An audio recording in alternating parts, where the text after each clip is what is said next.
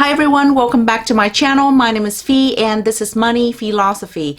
Today we are going to talk about 3 stocks that I'm buying in the month of April. I will share with you my bullish thesis on each of these. I already currently own them, but I will continue buying them throughout the month of April, particularly if there is any weakness in the stock market or in these stocks. If you are new to my channel, please consider subscribing. I talk about personal finance, investing, and short-term trading. I hope to see you again in future videos. And let's get right into it. The first company that we will be talking about today is called Planet 13. Planet 13 Holdings Inc. is a cannabis company that cultivates, produces, distributes, and markets cannabis and cannabis-infused products for medical and retail cannabis. Headquartered in Las Vegas, Nevada, it operates dispensaries to provide cannabis extract infused products. I started buying this company when it was around $1.50. At the time, it was a spec play, but I did see potential in it. It was in the middle of the pandemic, so I wasn't sure if this company is going to pull through. But over the last year, tracking everything that the company has been doing, I understand a lot more about the business prospect of this company, and I think that it has a very good chance of exploding over the next 3 to 5 years. Currently, the company is trading at around $7.20 with a 52-week low of $5.09 and a 52-week high of $8.67.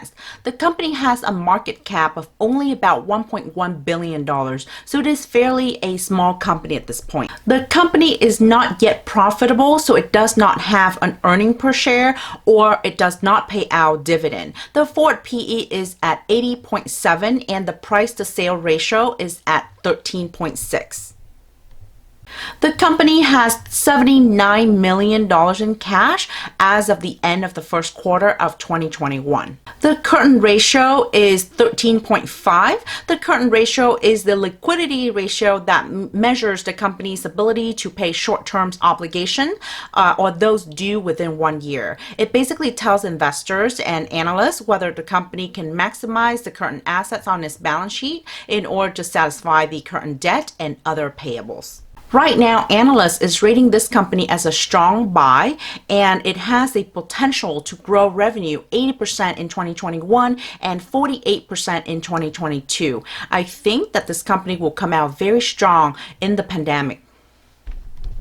This company is selling the experience, as they indicated in their recent presentation to investors that 74% of Americans prioritize the experiences over products. And I think this is a very good statement because a lot of consumers out there are willing to pay a major upcharge in exchange for the experience, to be able to sit with our friends, to chat over a topic, to brainstorm together.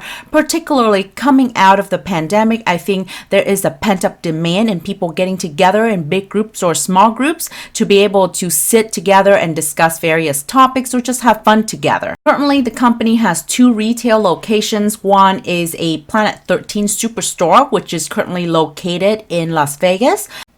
The other one is the Medicine Dispensary. It is also working on a retail location in Santa Ana, as I mentioned earlier, slated to be open by mid-2021. Here is the position of the Superstore in Las Vegas. It is very close to the various hotels that are very well known, right? It is within walking distance from the Trump Hotel from Treasure Island. It is located on the Strip. It has a coffee shop and restaurant experience. It also have a experiential in-house production as well as interactive experiences. As far as revenue, the company has seen very strong revenue quarter over quarter, particularly the last few quarters. During COVID, in Q3 of 2020, the company has the record quarter when it comes to revenue. For 2021, the company wants to maintain 8 to 10% share of the Nevada cannabis sales. Keep in mind, this is only 8 to 10% share. Once people know about the product, they will start coming into the store, and the store would be easily be accountable for way more than 10% of the share of cannabis sales in Nevada. They also want to leverage production facility to have additional cultivation facility, as well as gain share of the Las Vegas Valley residents through the medicine dispensary and delivery businesses. So there are two distinguishable business: on-site consumption and delivery services. On-site consumption focuses on the experience for the customers, whereas delivery businesses would not focus on the experience but focus on the quality of the products. So the company has to be sure that it offers quality product at a reasonable price and the experience that is unmatched by anybody else. The 2021 objective for the California Superstore that is slated to be open by mid-2021 is home delivery program to the surrounding area. I don't know if you're familiar with Southern California.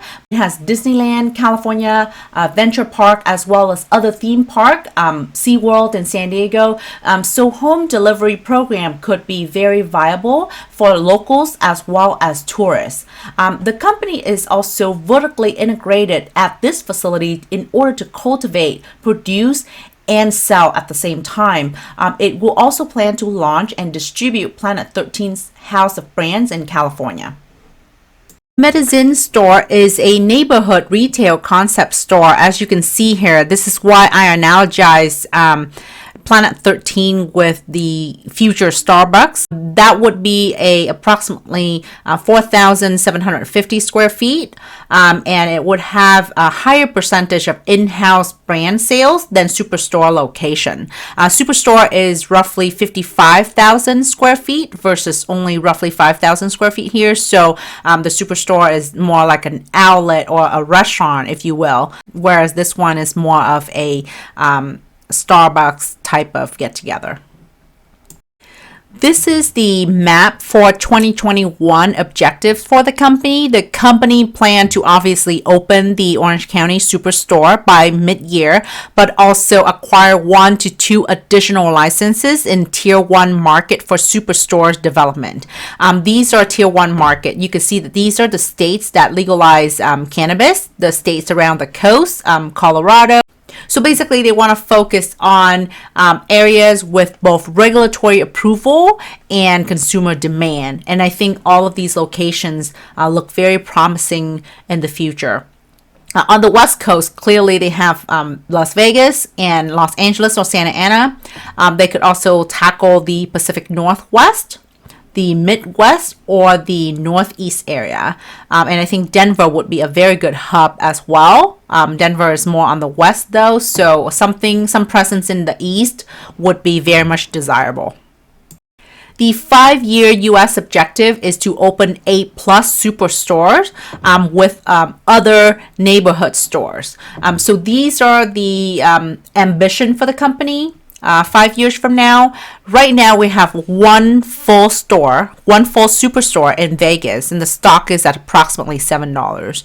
Once California Superstore opens, sales will improve, and California is a really good market to have. I can foresee additional store with additional revenue growth, and by the time of federal legalization, this company is going to explode because it has experience in opening and operating superstores, and by then it is just a rinse and repeat. They're going to know what they're doing, and they know exactly how to get permit, what kind of floor plan is going to look like, what kind of customer demand, and what kind of appearance that the store needs to look in order to attract additional customers.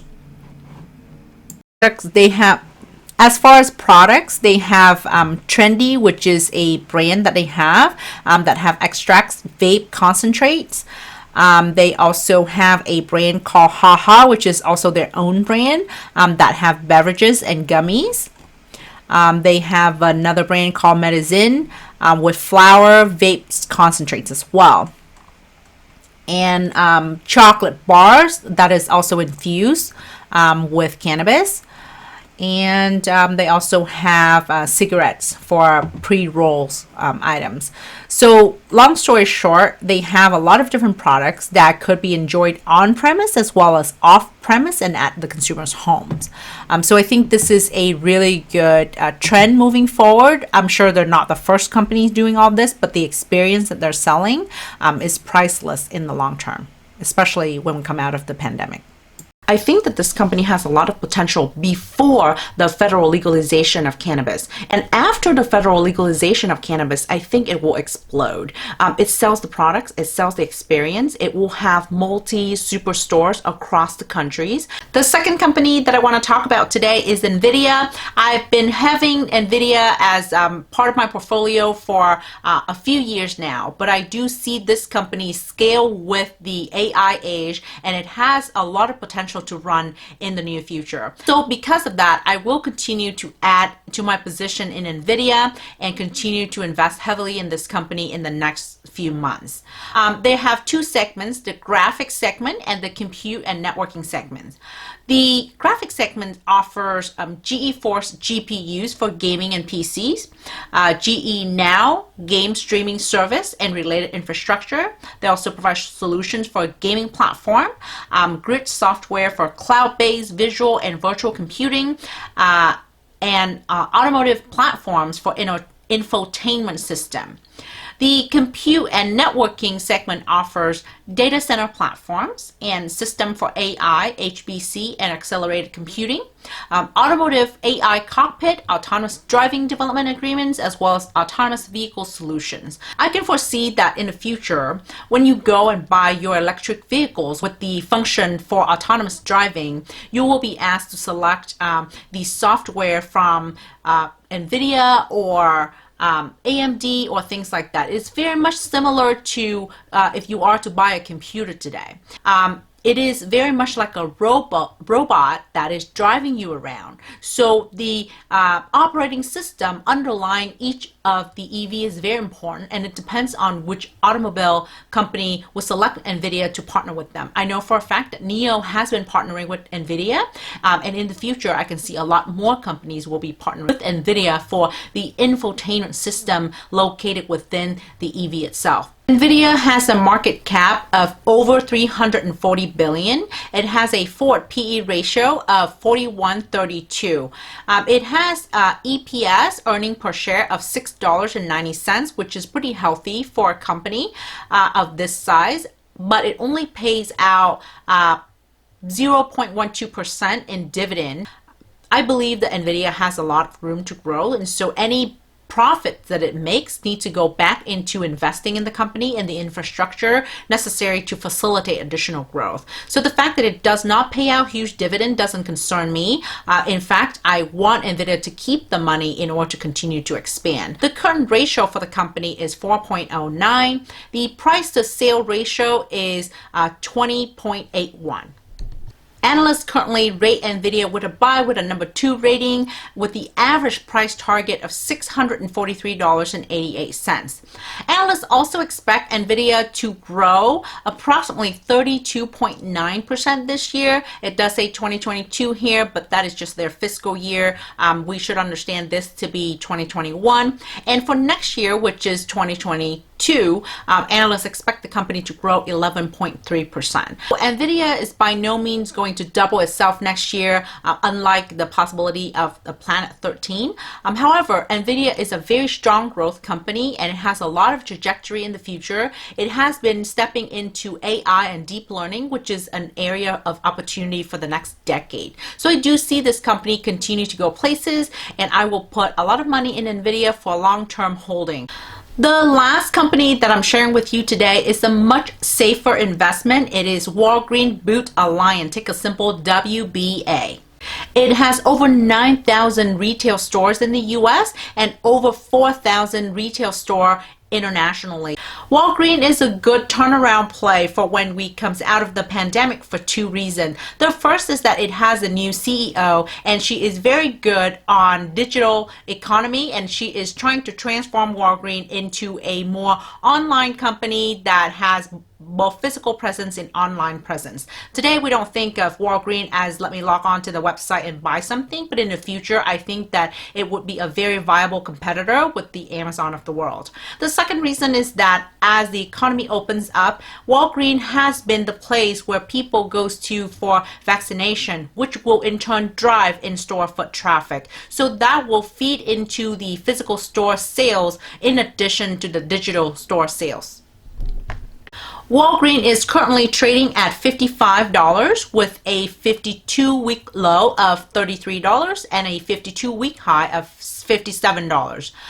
Walgreens has a market cap of $48 billion. The dividend payout is 3.29%, which is not a bad dividend at all. It has a forward PE of 11.74, a price to sales ratio of 0.35, and the cash on hand of over $500 million. Once again, I do think that Walgreens has a lot of potential because it has a lot of cash. It is a very strong company, has very low forward PE ratio, and the Wall Street analyst has not factored in the future growth of the digital economy that is currently being implemented. And Wall Street analyst has not factored in the fact that Walgreens could grow as an online pharmacy and an online store that could be a very viable competitors with the online companies nowadays. Analysts currently rating Walgreens as a whole. Unfortunately, analysts think that Walgreens business is going to contract by almost 6% in 2021 and then grow by almost 5% in 2022. I think they are wrong. I think they underestimate the power of a new female CEO that Walgreens recently has, as well as the in-store foot traffic that Walgreens will be driving using the vaccination play. So I think that in the next few months, few quarters, we will see a turnaround in Walgreens. Either way, I think Walgreens is a safe play for dividends. It has a lot of cash on hand. It is a very strong company that will be prospering in the very long term in the future. So I will put a lot of my cash in there. Walgreens is another cash equivalent for me. It is relatively safe. So I will continue buying Walgreens in the month of April. So this is it for this video. I hope you find the information helpful. Please do your own research before investing in these companies. I hope that the videos provide some platform and some preliminary information for you to deeper dive into each of these companies. I plan to hold them for at least 3 to 5 years because I strongly believe in their future growth. And I hope to see you again in future videos where I will share with you my investing experience and my trading journey. Thank you very much.